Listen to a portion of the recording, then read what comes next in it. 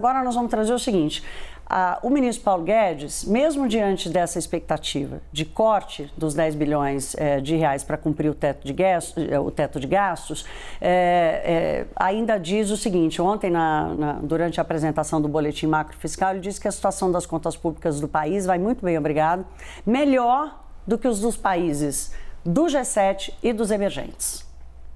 A principal mensagem que eu gostaria de deixar, que será reconfirmada pelos dados, é que o fiscal está forte. O Brasil está com um fiscal forte, o desempenho fiscal continua muito forte e bastante melhor que o desempenho fiscal de todos os países lá de fora.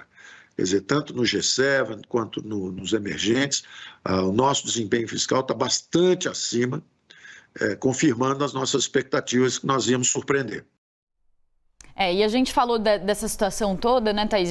Tem N coisas que dá para explorar, mas os economistas têm falado muito, inclusive aqui no Money, que existe um risco enorme de mais afrouxamento do teto de gastos para o ano que vem, né? Por causa de toda essa situação, principalmente se de fato eles derem esse reajuste que está previsto em 5%, mas que ainda assim dizem que esse reajuste linear, ou seja, para todas as carreiras de 5%, ainda assim não vai deixar as carreiras satisfeitas e outros servidores devem continuar a mobilização, podem entrar em greve, né? Então, hoje, os servidores da Controladoria Geral da União, o presidente Bolsonaro disse ontem, inclusive, que olha, vamos fazer o seguinte, a gente dá 5% esse ano que vem a gente faz reestruturação de carreiras, chegou a fazer comparação com o que aconteceu com os trabalhadores do setor privado, falou, os militares e os servidores não perderam nada, né, diferentemente do que acontece no setor privado, mas de qualquer forma a greve do Banco Central continua e está prejudicando o trabalho e as divulgações do BC. E a gente vai ver aqui, então, quais são as perspectivas, então, da equipe econômica que foram divulgadas ontem no boletim macrofiscal, esse que depois o ministro Paulo Guedes falou, né, comentou, fez esses comentários que a gente acabou de ouvir.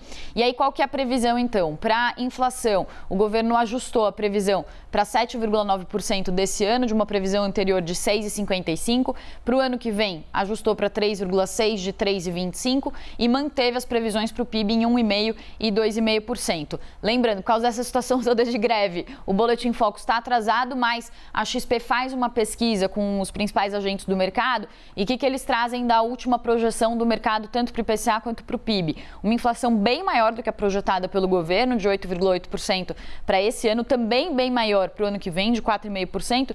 E para o PIB, aí sim eles têm uma previsão um pouco menor do que a do governo, de 1,10%. Também tem a previsão um pouco menor do que o do governo, de 1,10%.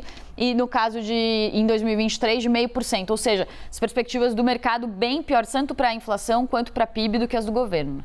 O ministro Paulo Guedes ficou feliz ontem quando ele conseguiu comprovar a tese dele de que os analistas iam acabar encontrando o que espera o governo para o PIB desse ano. Ele tem razão, as perspectivas melhoraram para o PIB desse ano, mas crescer 1% para o Brasil é muito pouco, né? Ainda mais comparado com o resto do mundo, mesmo diante da crise atual. Olha, nós levantamos também outros dados para mostrar aqui a diferença de um dos fatores aqui que formam a leitura sobre a situação das contas públicas dos países, que é a dívida pública. Então, a dívida dos países do G7, na maioria dos casos, ela é alta na comparação com o PIB, bem maior do que a do Brasil. E você que estiver assistindo a gente, que sabe a diferença entre dever para o cartão de crédito rotativo e dever para um financiamento do carro e tal, tem uma diferença enorme de juros e isso é que faz uma dívida cara, pagável ou não. Então, eu trouxe aqui para a gente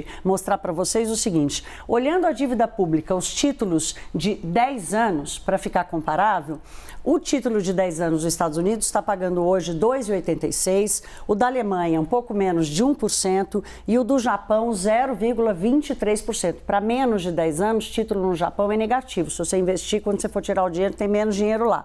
Olhando para os países emergentes, a situação se aproxima um pouco do Brasil, mas ainda é muito distante.